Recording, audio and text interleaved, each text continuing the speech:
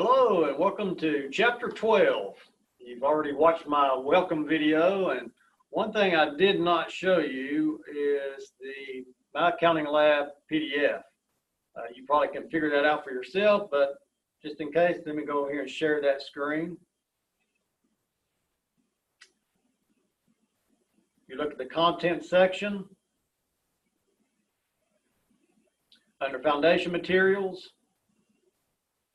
right there, My Accounting Lab Access ID. If you click on that, that's Pearson's instructions on how to log in. And there's the course ID, Fadley 72855.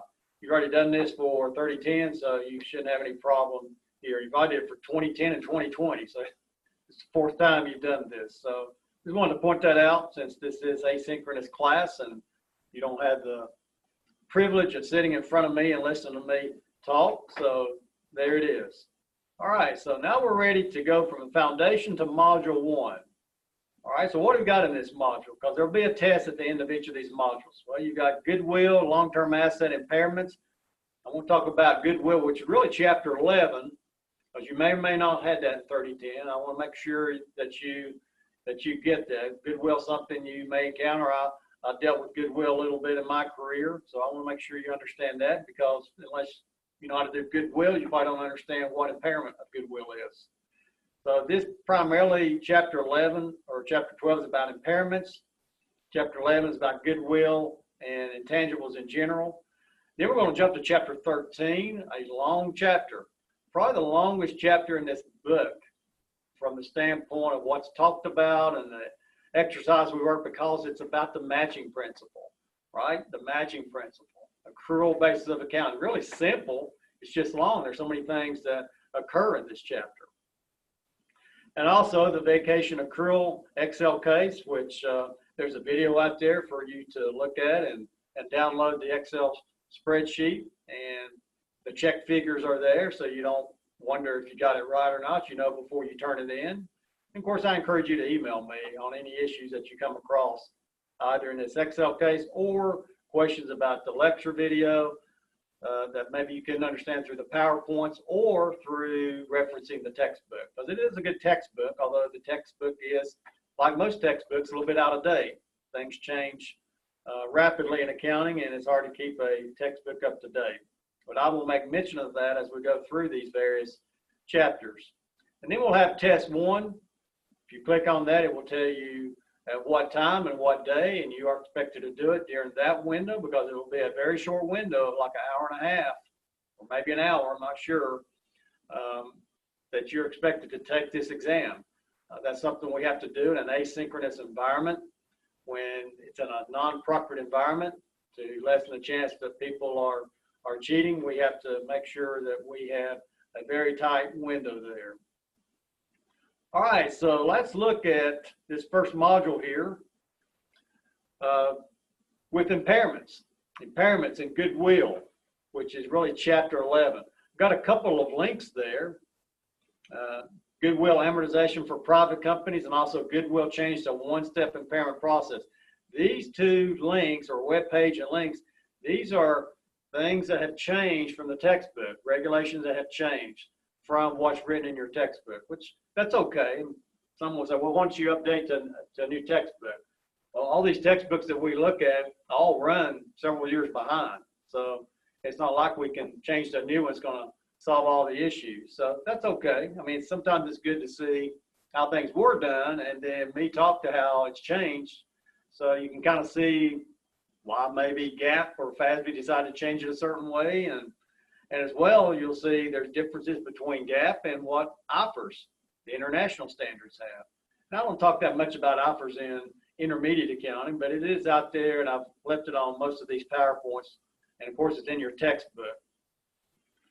All right, so we're going to look at this impairment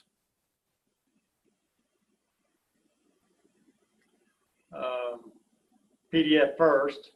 I'm trying to think. I wonder if that's being shared. Let me stop sharing this and go back to the main screen, and then let me try to share this again. There we go. So that should be viewable by you.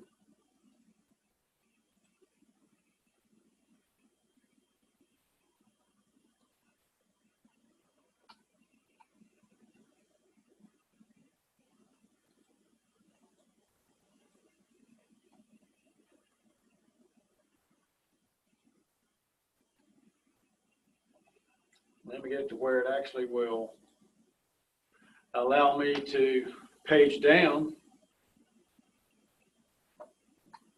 There it goes. All right.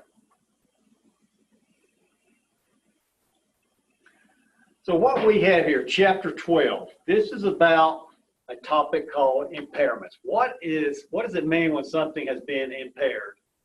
I'll give you a very straightforward example, because when I left Exide back in May of 2013, we knew 18 months prior to that the manufacturing facility in Bristol, Tennessee was going to be idle. That was going to be a big deal. We had close to 1,000 employees at one time.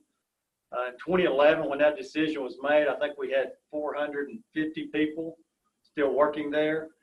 And when that came up toward the end of 2012 and in the early part of 2013, before I left in May of 2013, the decision was that we need to impair these assets. Now, that was just something I worked on as a controller with our corporate office, to impair these assets, because if these assets are not going to be used any longer to generate revenue, which is why you have assets, right? That's why you invest in CapEx, capital expenditures, is you want to drive revenue.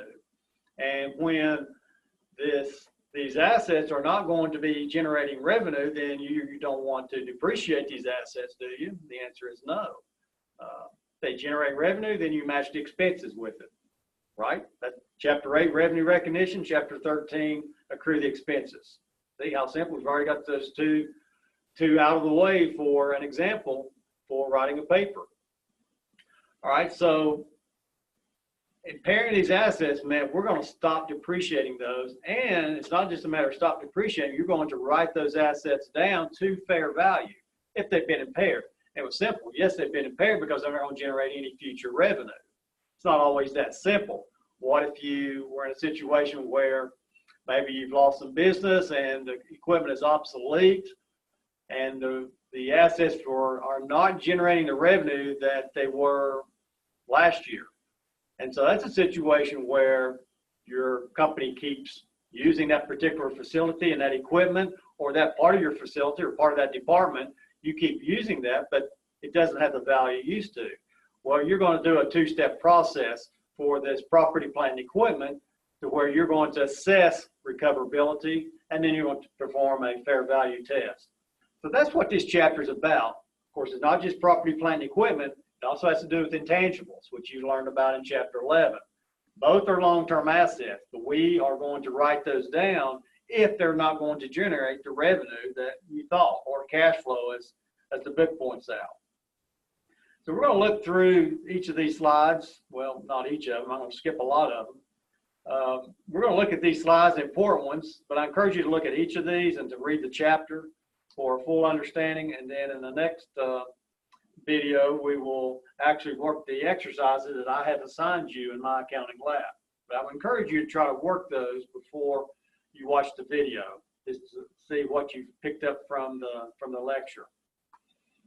So operating assets, these are long-term assets that we are looking at. You know, that's one of the things that you're always concerned about as an accountant or as an auditor. Do you have assets on your books that are overstated? That's always the concern, right? You know, I talked about the normal balance for assets are a debit, the normal balance for expenses are a debit. Why is that? Well, they're siblings really, because if you have an asset that's overvalued, where should that dollar value be if it's not an asset? It should be over here on your income statement as an expense, right? Now, that's the oldest trick in the book. If you work for a company that has inventory is an asset. How do companies inflate their earnings? Well, they leave it in inventory where nobody knows if it's in there or not, right? If you got a lot of it. Instead, it should have been where? Cost of goods sold. You learned that in 2020 in managerial accounting. 3110, right? Inventory, once it comes off your books as inventory, it goes to cost of goods sold, which is an expense on your income statement.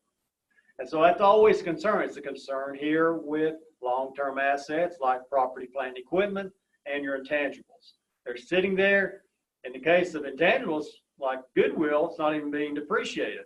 Or if it's an unlimited life intangible, right? Like a trademark, if it's not being amortized, then you always have that danger, at least with property, plant, and equipment being depreciated, and your limited life intangibles that you learn about in Chapter 11, your limited life intangibles like copyrights and patents, items like that, they're being amortized. So you do have that sort of safety net that those assets eventually are going to be down to either salvage value or probably zero. Of course, in the meantime, your books are going to be inflated if it's been impaired and nothing's been done about it. So here in this first slide here, slide number 8, impairment of long-term operating assets, says that there are 3 categories: property, plant, and equipment, and finite life intangible assets. What's finite life? That means it's got a limited life, like patents and copyrights. So that's a 2-step process that we're going to look at here shortly, a 2-step process: recoverability and fair value. That's the 2-step process.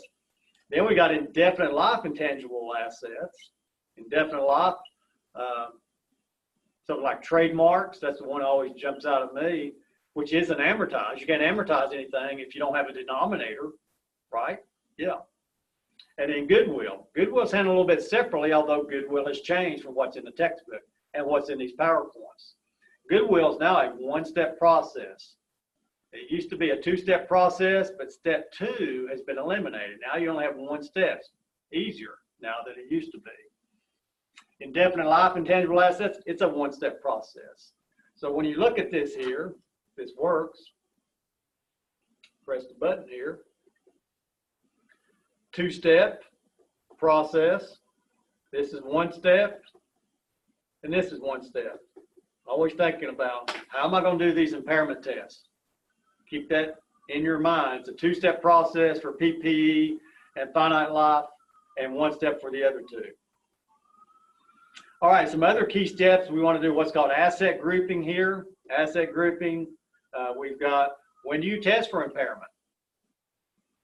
Typically, of course, I'm getting ahead of what's in these PowerPoints, but typically with PPE, like property, plant, and equipment, you've got 6 really questions that you ask yourself, did this happen? And one of those is like in Bristol at Exide, when you're going to idle a plant, that's one of the reasons why you would, conduct a impairment test to see if there is impairment.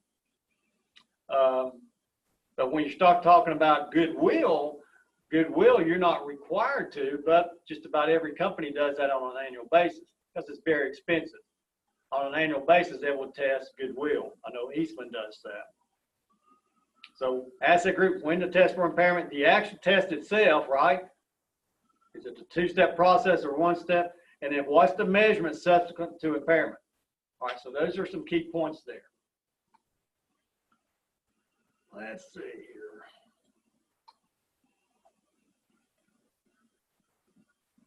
How can I clear that off easy?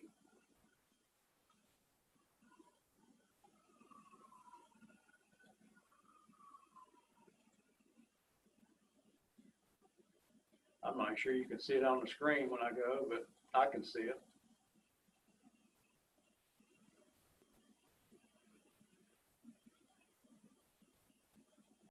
Okay.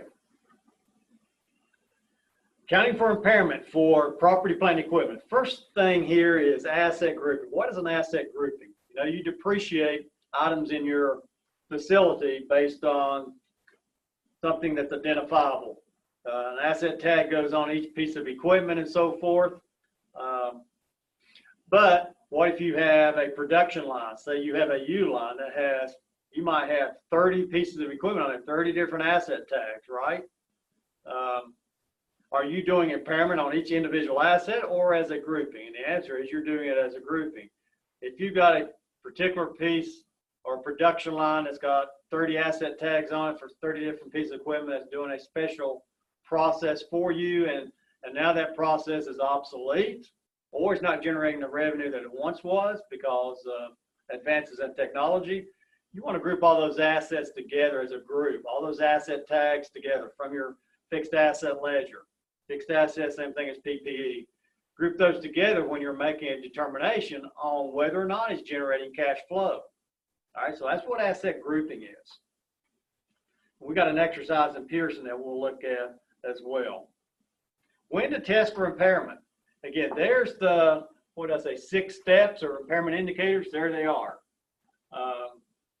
A lot of different things can happen, and this is what should go through your mind in determining, should I do impairment testing? Meaning, should I test what the book value is compared to future cash flows, the undiscounted future cash flows? 6 items here. I'm not going to ask you to repeat that on the exam, but you need to read those to understand when that might occur. Maybe you had a fire in your facility and something happened. Maybe you had to idle your equipment because of maybe a virus that you've shut your business down for 3 months. Did you idle your equipment, or are you still depreciating that equipment based on generating revenue that it's not generating? So there's a lot of things that can enter into those impairment indicators. But you're not required, for property, plant, and equipment, you're not required to do impairment testing on any basis. It's just when one of those 6 things jumps out that prompts you to do the testing. Goodwill and these unlimited life intangibles, the ones not being amortized, those are the ones that you need to do something on a regular basis to test for the impairment, because they're not being amortized. All right, this example here talks about plant and asset grouping and a radio broadcast license. You always start with book value. What did you pay for it less accumulated depreciation? Gives you your book value, or the text also calls it carrying value. That's what we do in accounting. We like to have 10 different terms for the same thing, right? Just to keep you confused. Carrying value, book value, same thing. And so that's what you see here with this plant and equipment, PP&E asset group, $2.1 million. Bristol, we had $30 million, and that $30 million was grouped together for impairment because the entire facility was shut down. And then they have an intangible there, radio broadcast license, $507,000. All right. So what are we going to do to do the impairment testing on this? Because that's the book value. What are you going to compare that to? Well, you're going to compare that to undiscounted future cash flows. All right. And here's the 2-step process. Recoverability, fair value, 2 steps. Assess recoverability. What's recoverability? All you're doing is comparing your book value that we just performed for our property, plant, and equipment and our broadcast license, which those are 2 different groups. You're going to compare the book value with future cash flow. Well, what are you comparing? Is it more or less? If your future cash flow is more than the value of your book value, then there's no impairment, right? The impairment is when the future cash flows are less than your book value. I mean, you don't want something on your books, asset on your books that's generating less revenue than its value, right? That's when you've got impairment. So when you've got an impairment, that's when you go to step 2 and say, well, how much do I write it down? You don't write it down from book value to future cash flow amount. That's just a yes or no. Step 1 is yes or no. Step 2 says how much. So step 1 is yes or no. Step 2 is how much or how many dollars to write down.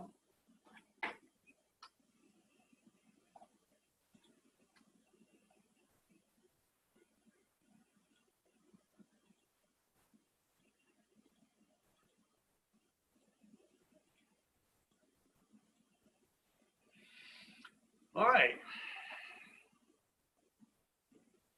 In general, the recoverability of an asset refers to what? The firm's ability to recover the asset's carrying value. So I don't need to read to you what I just told you. So let's look at an example. An example is worth 1,000 words. And there's what we had there several slides ago. There's my 2.1 million plant asset grouping. There's my 507,000. All right, that's the carrying. Now they're using carrying value, not book value. Same thing. Carrying value, book value. Then they had the what? Future cash flows. Undiscounted future cash flows.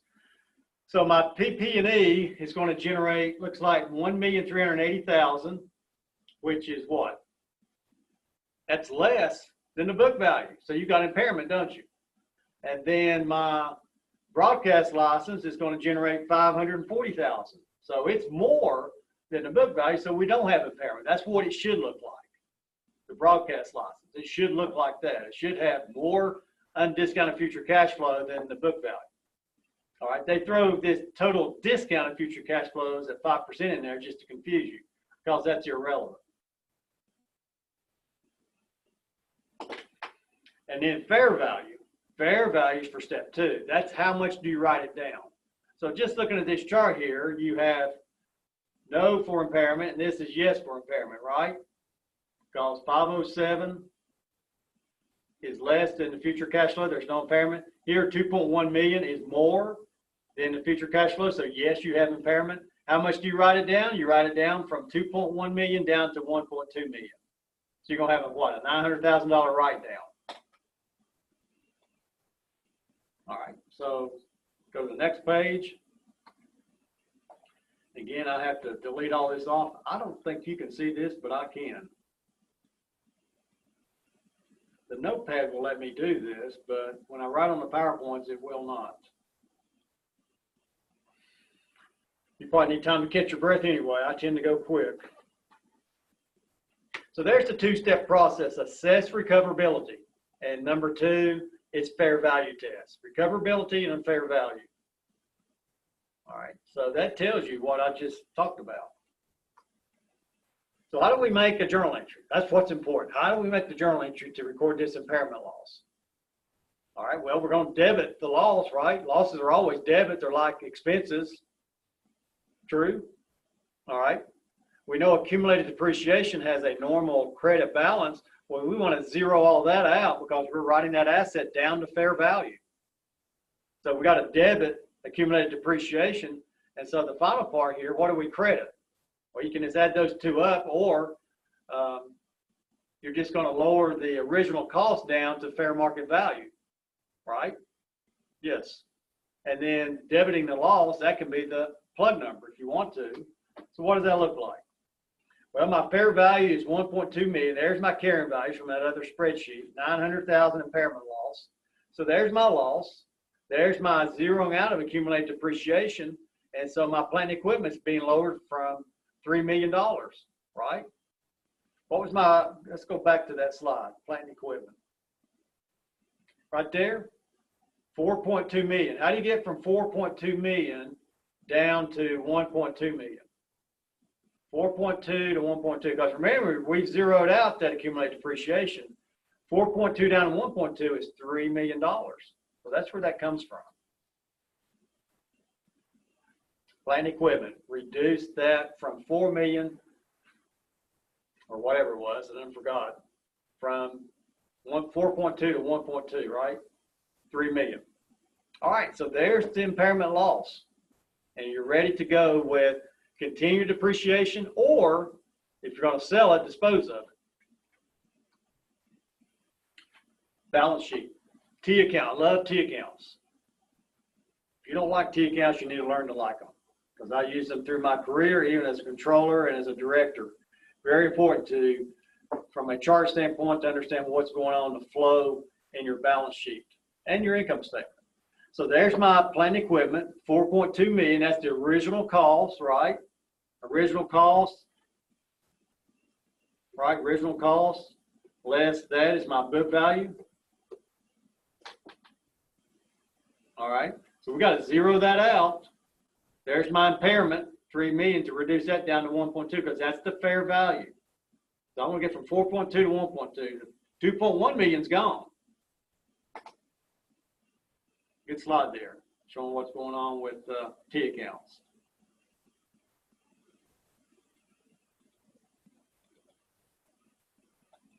Learn to use T accounts. Very important. All right, if you like decision charts, that's a good one there to show you the steps to go through for step 1, recoverability, step 2 for fair value calculation.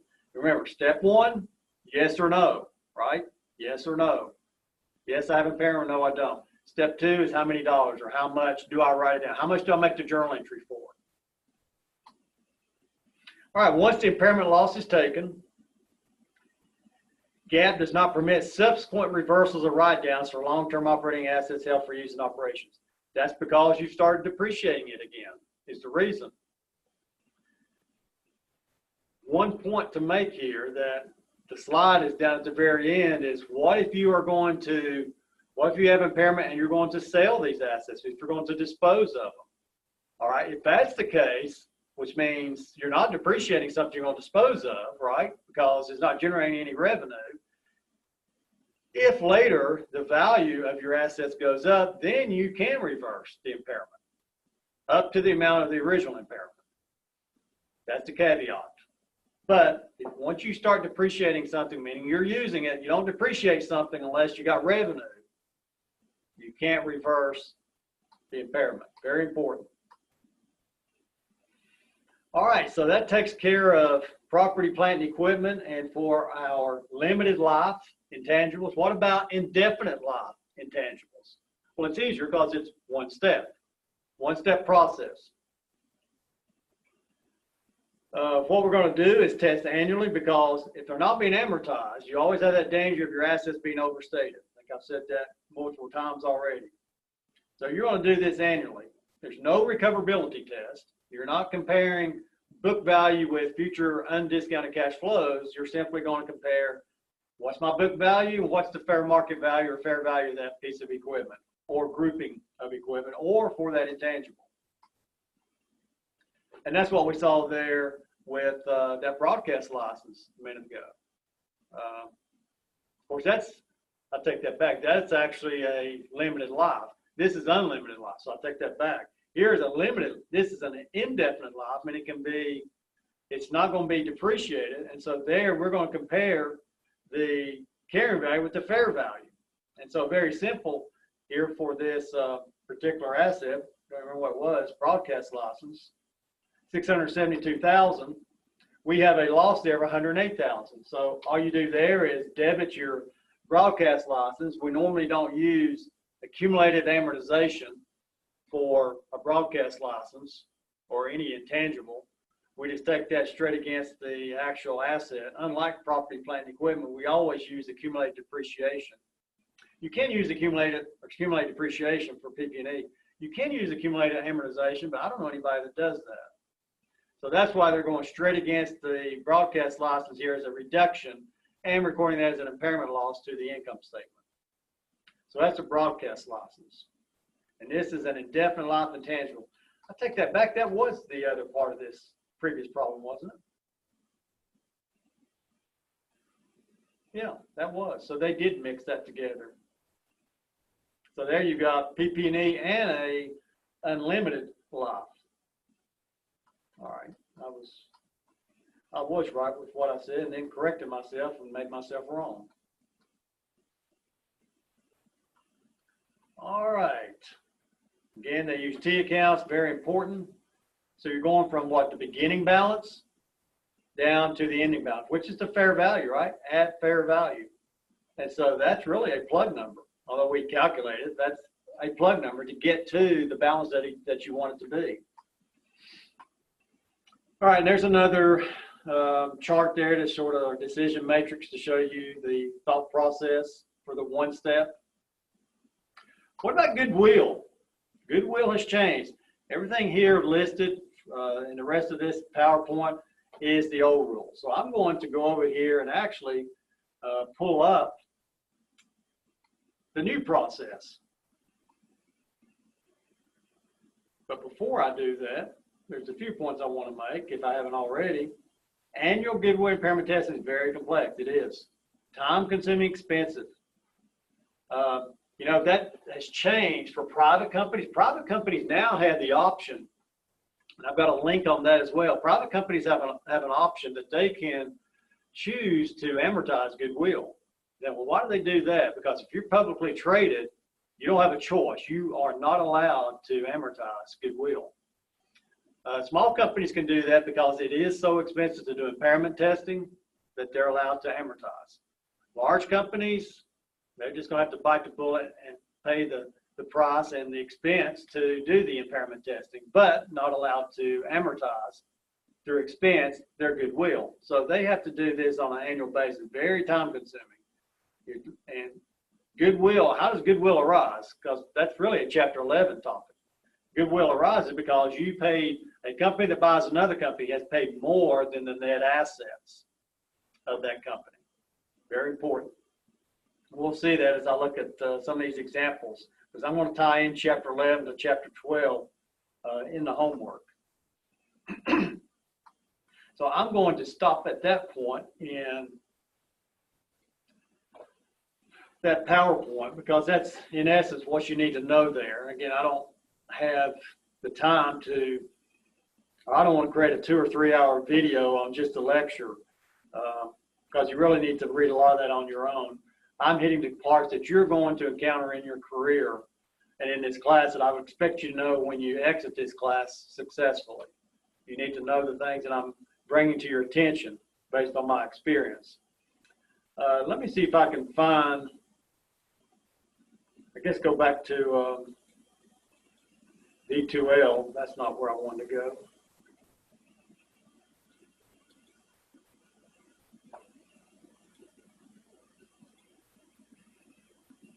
Let's see here. No, I'm actually where I need to be. Go back up here to D2L. Hopefully I'm still sharing. I'm going to click on this Chapter 11 link, Goodwill Amortization for Private Companies. And hopefully you can read that. If you can't, click on Chapter 11 link, Goodwill Amortization for Private Companies. It talks there about why they are allowed. Now, I just mentioned the highlights for that, but read that on your own. It's very short, very succinct, and you can even click on some of these ASUs. Of course, they're getting old now, aren't they? 2014. Also, I want to click on goodwill change to one-step impairment process. That's what I want to look at here. Eliminating step 2. Says I'm sharing.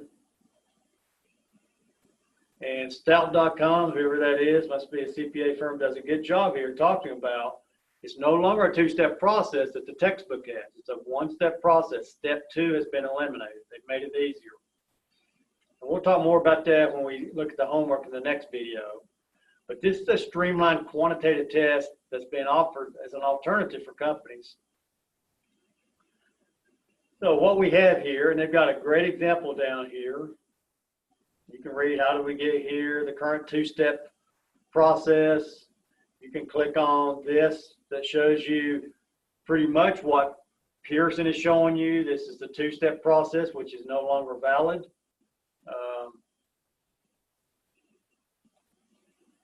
But what I want to look at here is eliminating step 2.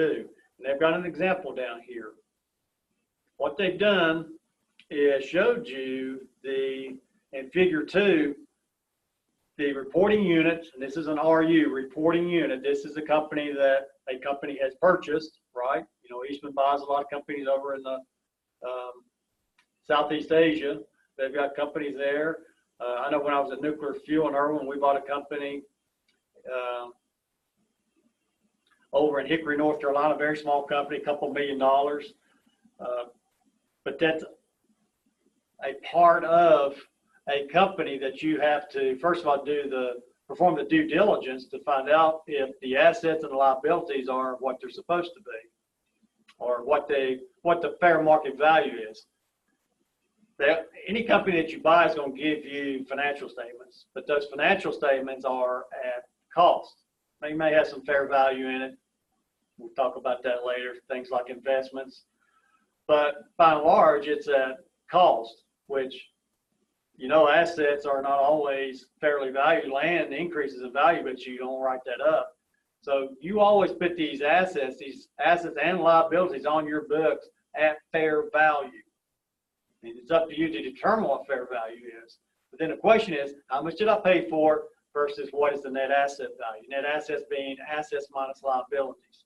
And the difference between those two is goodwill. That's what goodwill is. And what they're showing you here is the reporting unit's carrying value And this is a book value. Carrying value of the reporting unit, book value is $200,000. They got $300,000 of assets, and they've got $100,000 of liability. You don't care about the company you purchased. You don't care anything about their equity. Common stock, retained earnings, that's gone. If you bought this company, there is no equity involved. You got assets, you got their assets at fair value, you got their liabilities at fair value. They go on your books. And the difference between that and what you pay for it, cash or notes payable going out the door, is called goodwill. And so here's the reporting unit's carrying value at the end of some particular time, 200,000, of course this is in thousands, $200 million. And the one-step process says, well, what's the fair value? And the fair value of the reporting unit is just given to you is $190,000. And that footnote A says, carrying value and fair value are presented on an enterprise basis, inclusive of debt and equity. Well, this is equity after you've already bought it. There is equity associated with it now. So here we've got the fair value is $190,000. The carrying value of the reporting is $200,000. So we've got goodwill impairment of $10,000, right? If the fair value of the reporting unit is $190,000 and you got it on your books at $200,000, you need to write that $200,000 down to $190,000, don't you? Yes. So that $10,000 is going to come out of my goodwill.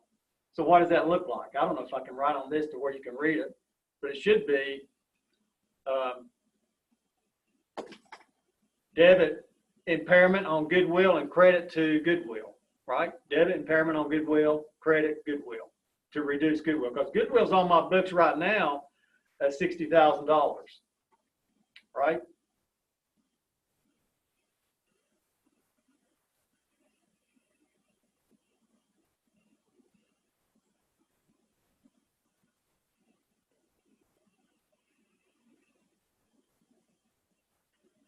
Oh, I thought I was pulling up this notepad.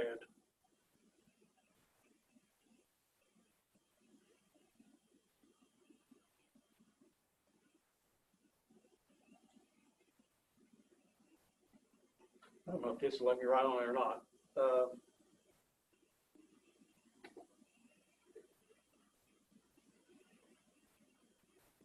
Impairment on goodwill, 10,000, and goodwill, 10,000. One-step process, not two. So don't get confused when you look at the PowerPoint and even the questions in the homework. I think there's at least one question in the homework that uses a two-step process, and there's no way I can change that, but we'll have to talk about it in that video. This particular example, this link does a really good job, very succinctly telling you where we've been and where we are now with the one-step process instead of two. Hopefully you can read that. If you can't, I think you can probably write it down yourself. Debit, impairment on goodwill for 10,000, credit goodwill for 10,000. And that gets your T account balance, right? You got a T account here for goodwill. It was 60,000. We want it to be 50,000. There's my 10,000 journal entry. All right.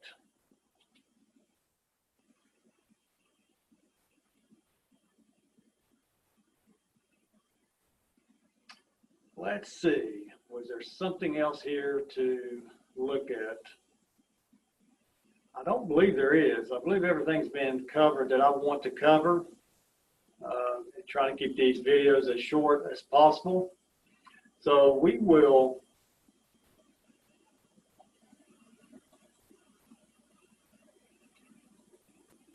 stop there, and I will queue up the homework, and you will see that on the next video. We will also look at actually working a goodwill problem from the beginning before we get into the actual homework that is in chapter 12, because I want to make sure you understand chapter 11 on, I know you've got property, plant, equipment, but also the intangible side. Sometimes 3010 doesn't get far enough to cover that, and you need to make sure you understand what intangibles are. All right, very good. Thank you for your attention, and we will see you soon.